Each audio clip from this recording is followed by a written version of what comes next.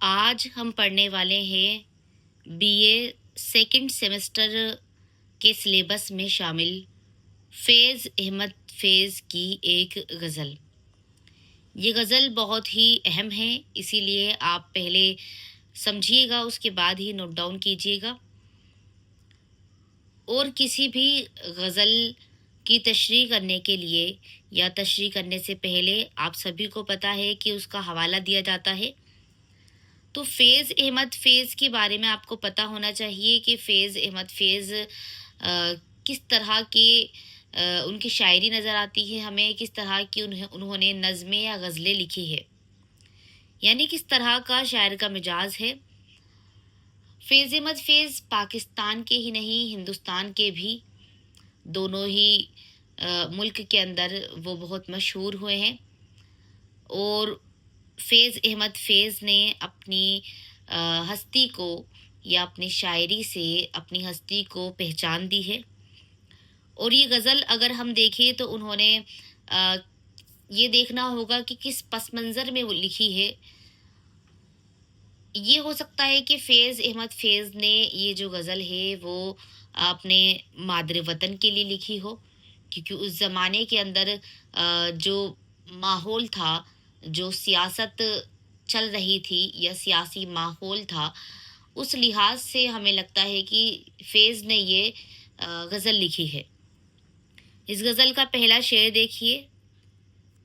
तेरे गम को जहाँ की तलाश थी, तेरे जानिसार चले गए, तेरी राह में करते थे सरे तलब, सरे राह गुजार चले गए। यहाँ हम तेरे से मुराद लेते हैं वतन या वतन की मिट्टी, वतन की ज़मीन। तेरे गम को जहाँ की तलाश थी, तेरे जानिसार चले गए।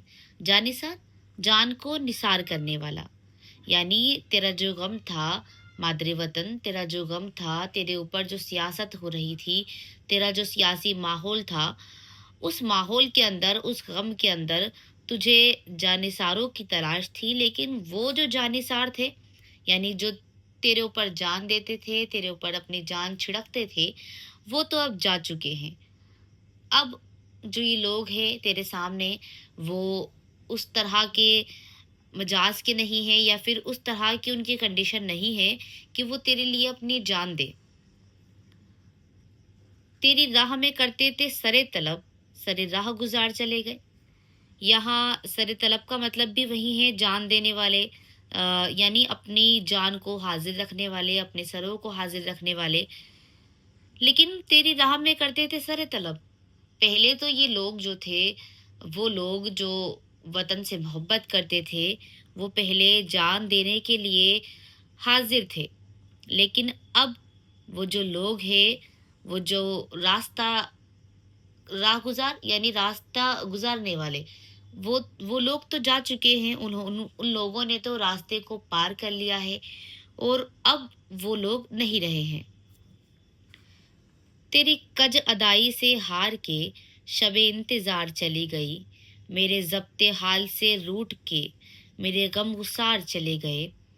कज अदाई यानी उसकी तरफ या किसी इंसान की तरफ से एक मुंह को फेर लेना। तो तेरी कज अदाई से हार के शबे इंतज़ार चली गई। यहाँ हम इस शेर को जो है इश्क़ मजाजी में समझते हैं कि हो सकता है फैज़ ने ये शेर अपने महबूब के लिए लिखा है और उन्होंने कहना चाहा हो कि तेरी कज अदाई से हार के शबे इंतज़ार चली गई। शबे इंतज़ार, वो रात जिसमें मुझे तेरा इंतज़ार था, तो तूने मुझसे मुंह फेर लिया और मैं तेरा इंतज़ार करता रहा, लेकिन वो जो इंतज़ार की रात थी वो भी चली गई। मेरे ज़ब्ते हाल से रूठ के मेरे गम गुसार चले गए। लेकिन मेरा ज़ब्त देख, मेरा सब्र देख कि मैं इस तरह से सब्र करता रहा कि जो मेरे गमगुसार थे, यानी गमों को बाँटने वाले लोग थे, जो ये सोच कर के आए थे कि मैं शायद तड़प उठूँगा और पागल दीवाना हो जाऊँगा, लेकिन नहीं, मेरा ज़ब्त देख, मेरा सब्र देख कि मैं सब्र करता रहा और जो मेरे गमगुसार थे, गमों को बाँटने वाले थे, वो तक भी चले गए। लेकिन फिर भी मैंने हार नहीं मानी। न सवाल वस्ल न अर्ज गम, न हिकायते न शिकायते। न सवाल वस्ल न अर्ज गम, न हिकायते न शिकायते। तेरे अहद में दिलजार के सभी इख्तियार चले गए। अब फैज़ कहते हैं कि ना तो सवाल वस्ल है, वस्ल कहते हैं मिलन को, कि अब तो कोई सवाल ही नहीं उठता है वस्ल का या मिलन का। ना हमारे पास कुछ अर्ज़ करने के लिए है, ना तो हम गमों को बताना चाहते हैं, ना ही कोई हमारे लबों पर शिकायतें हैं। तेरे अहद में दिलजार के सभी इख्तियार चले गए, यानी तेरा जो दौर था उसमें हमने अपने दिल के जो सभी इख्तियार थे वो सब तुझे दे दिए। यहाँ भी मैं इश्क मजाजी की ही बात कर रही हूँ कि शायर अपने महबूब से कह रहा है कि तेरे दौर के अंदर, तेरे ज़माने के अंदर जब हमने तुझसे मोहब्बत की तो हमने अपने सारे इख्तियार सिर्फ तुझे दे दिए और मेरे पास कोई इख्तियार बाकी नहीं रहा। इसीलिए ना तो अब मेरे लबों पर कोई शिकायतें हैं, ना हिकायतें हैं, ना ही कोई अर्ज़े गम है। अगला शेर देखिए, ये हमी थे जिनके लिबास पर सरे रू सियाही लिखी गई, यही दाग थे जो सजा के हम सरे बज़ में यार चले गए।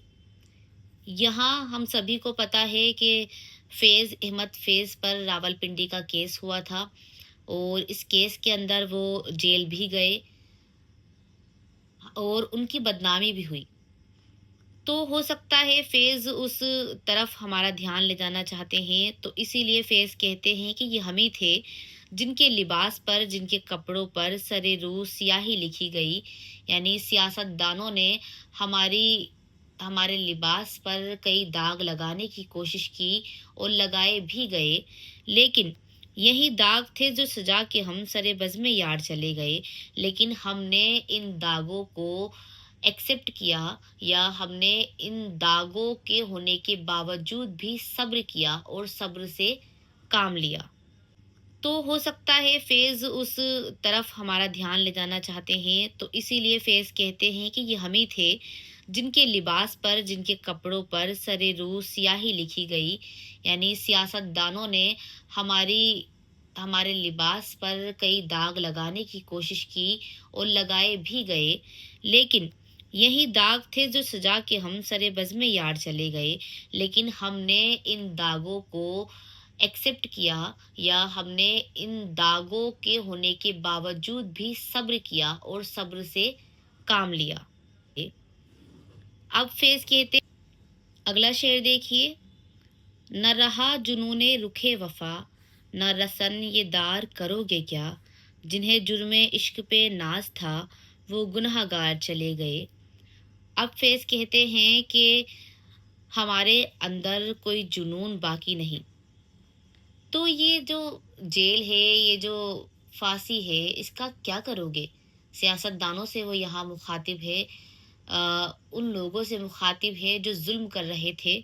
उनसे कहते हैं कि न रहा जुनूने वफ़ा या जुनूने रुखे वफ़ा, कि हमारे अंदर कोई जुनून बाकी नहीं रहा वफ़ा करने का। तो अब जिन्हें जुर्मे इश्क पे नाज था, जिन्हें उस जुर्म पे नाज था, वो गुनाहगार जो थे वो तो जा चुके हैं। अब तुम किन्हें सज़ा दोगे? यानी हम तो अब सब चीज़ों से या पूरी दुनिया से लाताल्लुक़ हो चुके हैं। अब तुम सज़ा दोगे तो किसे दोगे?